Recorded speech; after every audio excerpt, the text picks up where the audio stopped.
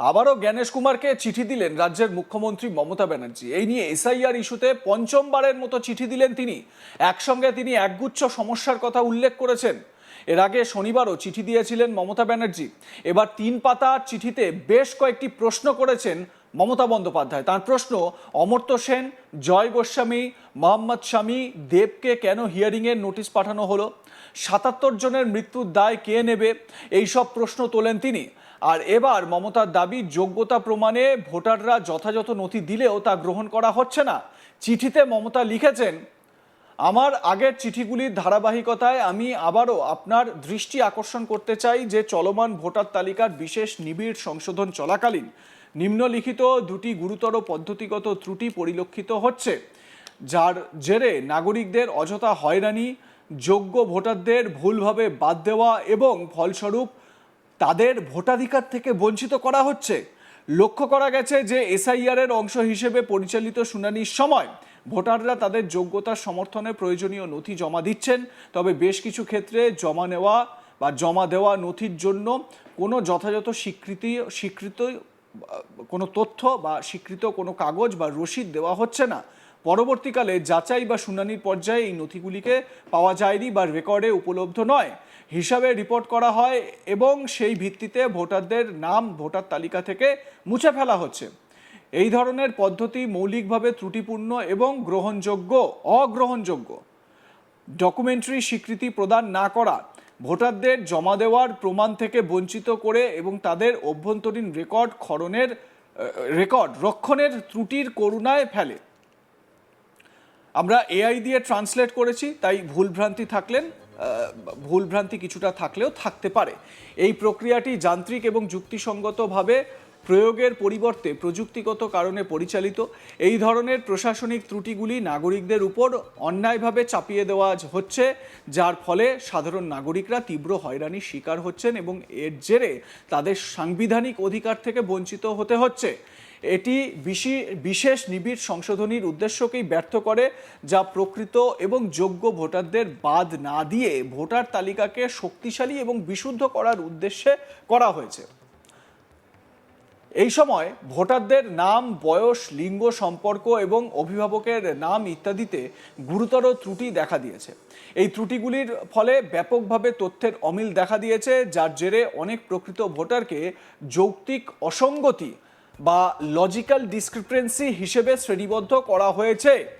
গত 23 বছরে বিপুল সংখ্যক ভোটার সরকার কর্তৃক জারি করা বৈধ নথিপত্রের সাথে ফর্ম 8 জমা দিয়েছেন এবং এইআরও দ্বারা যথাযথ আধা বিচারিক শুনানির পর তাদের বিবরণ যথাযথভাবে সংশোধন করে বর্তমান নির্বাচনী তালিকা 2025-এ অন্তর্ভুক্ত করা হয়েছে।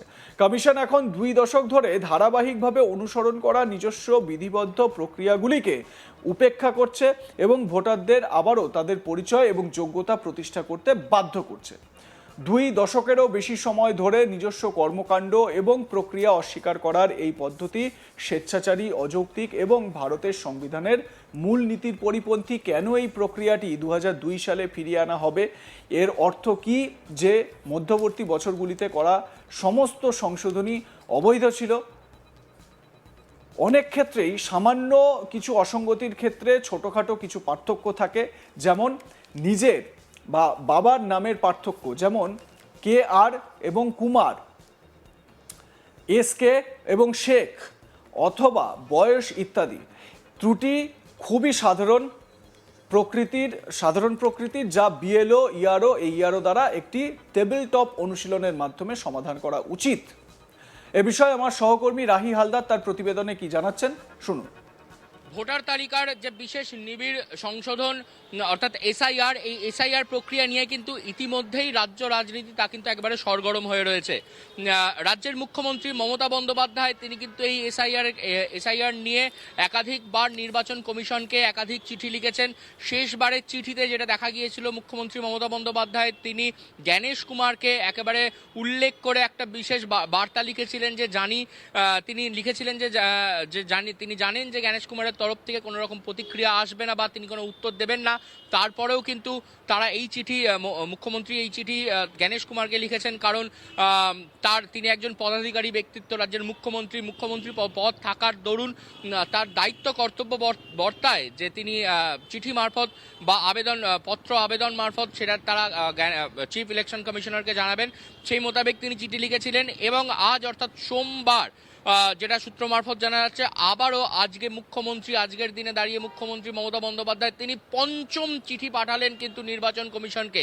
এই পঞ্চম চিঠিতে তিনি যে বিষয়গুলোকে উল্লেখ করে তুলে ধরেছেন সেগুলি হচ্ছে যে এই যে এসআইআর যে সংশোধনের কাজ চলছে, সেই সংশোধনের কাজে কিন্তু যে সমস্ত মানুষজনরা শুনানির জন্য যাচ্ছে তারা গিয়ে তাদের প্রয়োজনীয় যে নথি সেই নথিগুলি কিন্তু জমা দিচ্ছে, কিন্তু সেই নথি জমা দেওয়ার পরে তাদের হাতে কোনো রকম কোনো রিসিপ্ট কপি এসে পৌঁছাচ্ছে না, যার ফলে কিন্তু সেই সমস্ত মানুষজন যারা শুনানিতে গিয়েছিলেন তাদেরকে কার্যত নির্বাচন কমিশনের দয়ার উপরে দাঁড়িয়ে থাকতে হবে যে তাদের নাম থাকবে না নাম বাদ চলে যাবে। এবং একই সঙ্গে মুখ্যমন্ত্রী চিঠিতে উল্লেখ করেন যে নির্বাচন কমিশন কোথাও গিয়ে দাঁড়িয়ে মানুষ যে যোগ্য যে যারা ভোটার তাদের নাম বাদ দেওয়ার যে একটা প্রসেস, সেই বাদ দেওয়ার প্রসেসের জন্য কিন্তু তারা অগ্রসর হচ্ছেন এবং যোগ্য ভোটাররা যাদের নাম বাদ না যায় সেই কথা কিন্তু তিনি বারবার উল্লেখ করেছেন তার চিঠিতে। প্রথম চিঠি থেকে শুরু করে পঞ্চম চিঠি পর্যন্ত এই চিঠিতেও কিন্তু এই একই বিষয় কিন্তু দেখা যাচ্ছে যে বারবার তিনি উল্লেখ করছেন যে সমস্ত যোগ্য ভোটাররা রয়েছে তাদের নাম যেন কোনো রকমভাবে বাদ না যায়। এবং সব থেকে বড় বিষয় একটা নতুন বিষয় তিনি একবারে সামনে নিয়ে এসেছেন, যেটা হচ্ছে যে লজিস্টিক ডিসক্রিমিনেন্সি, মানে যেটা নির্বাচন কমিশন করছে যে বিগত যে এসআইআর এর যে 2002-এ যে এসআইআর ছিল এবং তাদের যে তার পরবর্তীতে নতুন যারা ভোটার রয়েছেন তাদের সকলেরই কিন্তু যে নাম রয়েছে যে সেই নামগুলো কিন্তু এআই মারফত কিন্তু বা আর্টিফিশিয়াল ইন্টেলিজেন্সির মতন একাধিক সফটওয়্যার মারফত ব্যবহার করছে নির্বাচন কমিশন সেগুলিকে চেক করার জন্য।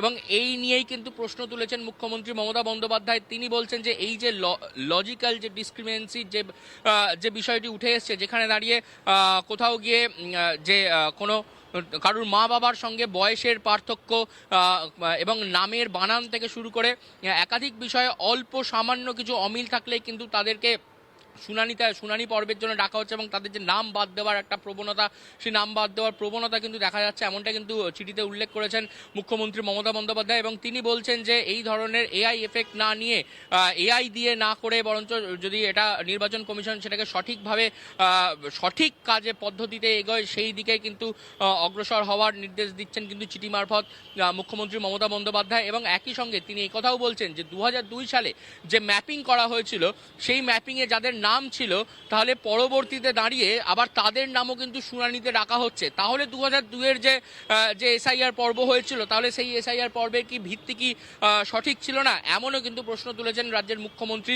চিঠি মারফত তিনি এই নিয়ে 5 নম্বর চিঠি নির্বাচন কমিশনকে লিখেছেন এবং এই 5 নম্বর চিঠিতেও কিন্তু প্রথম একেবারে সাধারণ মানুষ যারা শুনানিতে আসছেন তাদের থেকে শুরু করে প্রশাসনিক ব্যক্তিত্ব যারা এসআইআর এর একাধিক কাজের সঙ্গে যুক্ত রয়েছেন তাদের যে বিভিন্ন প্রকারে হেনস্থার শিকার হতে হচ্ছে এবং রাজ্যে একের পর এক এসআইআর আবহে যে মৃত্যু মিছিল বেড়ে চলেছে, যেমনটা বলছেন রাজ্যের শাসক দল এবং মুখ্যমন্ত্রী মমতা বন্দ্যোপাধ্যায়, তাও কিন্তু উল্লেখ করা রয়েছে আজকের এই চিঠিতে।